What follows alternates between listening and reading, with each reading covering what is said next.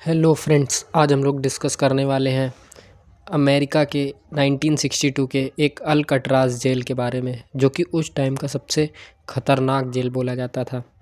तो इसकी history discuss करने से पहले इसके पीछे एक स्टोरी है कि क्यों ये 2 रीज़न से फेमस थी। एक इसकी स्ट्रिक्टनेस की वजह से और दूसरा जो 3 कैदियों के भागने वाली स्टोरी थी उसकी वजह से। तो हम लोग स्टार्टिंग से शुरू करते हैं कि कैसे वो 3 कैदी भागे। 1962 की बात है। अमेरिका की एक जेल में सुबह कैदियों की नंबरिंग की जा रही थी। इस दौरान जेलर ने देखा कि एक कैदी सोया हुआ, उसे उठाने की कोशिश की गई। जब वह नहीं उठा तो जेलर उसके सिर पर ज़ोर से डंडा मारा। एक चीज़ यहाँ पर नोटिस करिए कि इसके पहले भी रोज़ जो जेलर था वो जगाने आता था, लेकिन रोज़ वो लोग उठ जाते थे। इस बार पहले तो जेलर ने इग्नोर किया 1 घंटे तक कि शायद आज देर तक सो गए हों, इस वजह से नहीं जगाया, लेकिन फिर भी ना उठने पर उन्होंने डंडा मारा उनके सर पे। पता चला कि वो सर नहीं, वो एक पुतला था। उन्होंने इतना अच्छे से प्लान बनाया था कि इतनी कम रिसोर्सेज के बाद भी वहाँ पर एक अपना पुतला रख दिया और उसको ढक दिया ताकि कोई समझ ना पाए।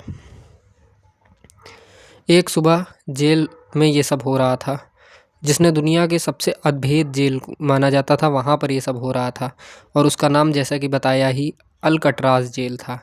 ये सैन फ्रांसिस्को का एक जेल है जो एक आइलैंड पे बना था। आइलैंड मतलब जो चारों तरफ से पानी से कवर है। अभी इसके इंफ्रास्ट्रक्चर की बात करेंगे तब पता चलेगा कि कैसे ये आइलैंड इसमें इम्पॉर्टेंट रोल प्ले करता है, चारों तरफ का पानी भी। फिर थोड़ा सा पीछे चलते हैं, 1960 में बात करें तो इस जेल में एक कैदी लाया गया जिसका नाम था फ्रैंक मॉरिस। जल्द ही मॉरिस ने 3 और कैदियों से दोस्ती कर ली। 1960 में कैदी लाया गया था जिसका नाम था फ्रैंक मॉरिस। इन्होंने 3 दोस्तों से दोस्ती करी जिनका नाम था जॉन इंग्लैंड, क्लैरेंस इंग्लैंड और एलन वेक्ट। जो जॉन इंग्लैंड और क्लैरेंस इंग्लैंड थे, ये दोनों भाई थे। इत्तेफाक ऐसा हुआ कि चारों के सेल एकदम अगल-बगल थे। सेल मतलब कमरे जो थे वो अगल-बगल थे। फिर दिसंबर 1961 आता है।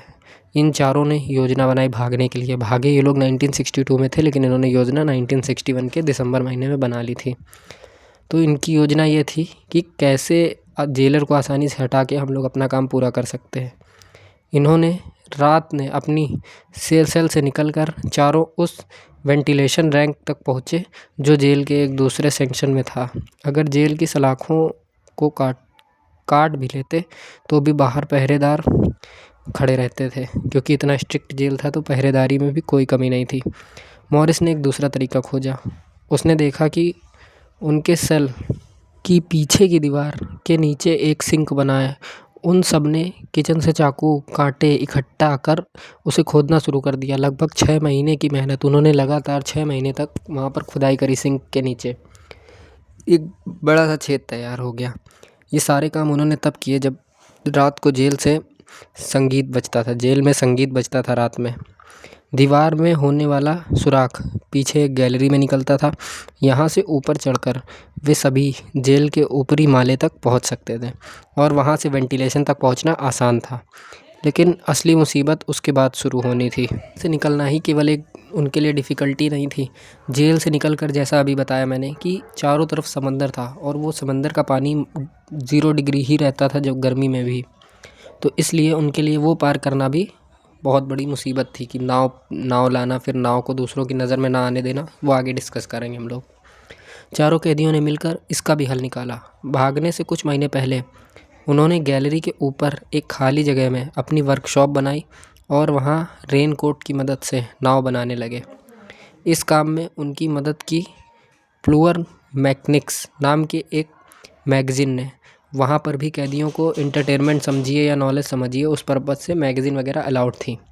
किस्मत से इसमें उन्हें नाव बनाने का तरीका मिल गया और जेल में मौजूदा औजारों और रेनकोट्स की मदद से उन्होंने एक नाव तैयार कर ली। सारी तैयारी के बावजूद एक चीज़ और मायने रखती थी, तो उन्होंने बना ली, लेकिन ये भी ज़रूरी था कि उनके गायब होने का पता या भागने का पता बोलें किसी को ना चले।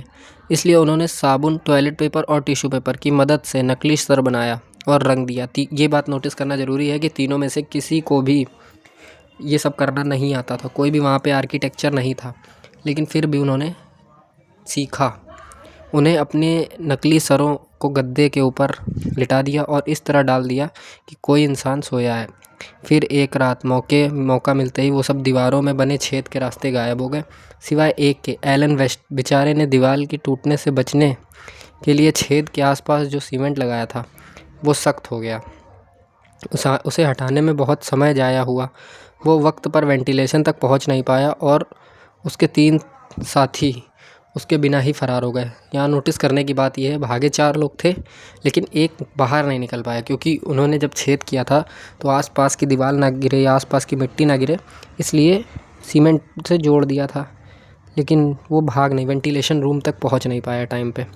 जेल से फरार तीनों कैदी को पकड़ा नहीं जा सका। बाकी तो 3 लोग वेंटिलेशन के सहारे जेल से बाहर निकले। वहाँ उन्होंने रबर से बनी अपनी नाव में हवा भरी।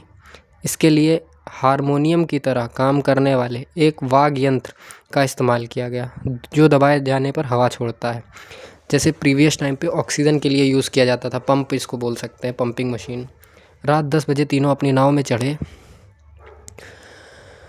और खुले समुद्र में आगे बढ़ गए। उस पल के बाद उनका कुछ पता नहीं चला आज तक। अगली सुबह जब जेल अधिकारियों को उनके भागने का पता चला, तुरंत एक तलाश अभियान शुरू कर दिया गया। कई दिनों चले अभियान के बाद FBI ने अपनी रिपोर्ट पेश की।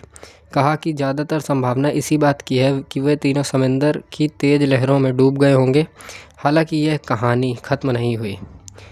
बाद के सालों में कई लोगों ने इस केस की तहकीकात करने की कोशिश की। साल 2011 में नेशनल ज्योग्राफिक चैनल ने इस बारे में एक डॉक्यूमेंट्री बनाई थी, जिसमें दावा किया गया था कि 1962 में पास के एक आइलैंड पर एक नाव पाई गई जिसमें लोगों के उतरने के निशान दिखाई दिए। ये दावा अकेला नहीं है।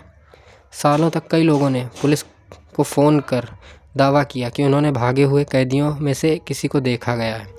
यानी कि ये जो FBI ने रिपोर्ट पेश की थी, ये केवल अपनी इज्जत बचाने के लिए पेश की थी। तो चलिए अब थोड़ी सी इसकी इंफ्रास्ट्रक्चर की बात कर लेते हैं, क्योंकि काफ़ी लोगों को नहीं समझ में आया होगा कि अल्काट्राज़ जेल में ऐसा क्या बना था वहाँ पे। तो इसकी हिस्ट्री समझते हैं थोड़ा सा। इस जेल के चारों तरफ वाटर ही था, जैसा हमने बताया आपको। कम से कम 120 किलोमीटर तक केवल वाटर ही वाटर था, तो इसलिए इसको पार करना मुश्किल था। ऊंची ऊंची दीवारें थी, इसकी पूरी दीवारों से कवर था। बीच में एक क्लॉक टावर टाइप का वो खड़ा था, और ये इस तरीके से बना था कि आगे वाले कैदियों को पीछे वाली दीवार ना दिखे, पीछे वालों को आगे वाली दिखे, लेकिन आगे वालों को पीछे वाली ना दिखे, जिससे वो लोग कांटेक्ट में ना आ पाएँ। और समुद्र पानी से भवन ख़राब हो रहे थे। और इसके बाद अगर मेन चैलेंज की बात करें तो इसमें 4 ब्लॉक थे, A block, B block, C block और D ब्लॉक। D ब्लॉक में सॉलिटरी कन्फाइनमेंट यानी अंधेरी कोठरियाँ भी थीं। जो कैदी इससे भी जैसे भागने की कोशिश में पकड़े गए, उन्हें अंधेरी कोठरियों में रख दिया गया, मतलब परमानेंट ब्लैक आउट इसे बोलते हैं। वॉच टावर्स हमेशा एक्टिव रहते थे और यहाँ पर जो गार्ड्स थे वो पिस्टल्स, गन्स लेकर के तैयार रहते थे। लगभग 200 कैदियों के बैठने की क्षमता थी यहाँ के उसमें, कैंटीन हॉल जिसको बोल सकते हैं। कैदियों को प्रतिदिन एक सीमित समय के लिए बाहर जाने की अनुमति थी, और चारों तरफ ऊंची दीवारों से घिरा हुआ था, तो कोई वो नहीं थी। बाकी जो बेसिक फैसिलिटी थी, कपड़े धोने की लॉन्ड्री, मेटल वर्कशॉप, छोटे मोटे निर्माण कार्य भी यहाँ पर होते थे। रेसिडेंशियल एरिया की बात करें तो गार्ड और उनके परिवार जेल के पास बने क्वार्टर में रहते थे। एक छोटे स्कूल व सुविधा केंद्र भी था यहाँ पर। द्वीप की प्राकृतिक सुरक्षा की बात करें तो चारों ओर ठंडी, खतरनाक और तेज़ धाराओं वाला समुद्र, जैसा बताया, खड़ा ही था। कोई भी तैराक भागना लगभग असंभव था। तो ये था अल्काट्राज़ जेल के बारे में थोड़ी सी हिस्ट्री और स्टोरी डिस्कस करी है। अगर वीडियो अच्छा लगा हो तो लाइक करें, कमेंट करें। That's all from my side. So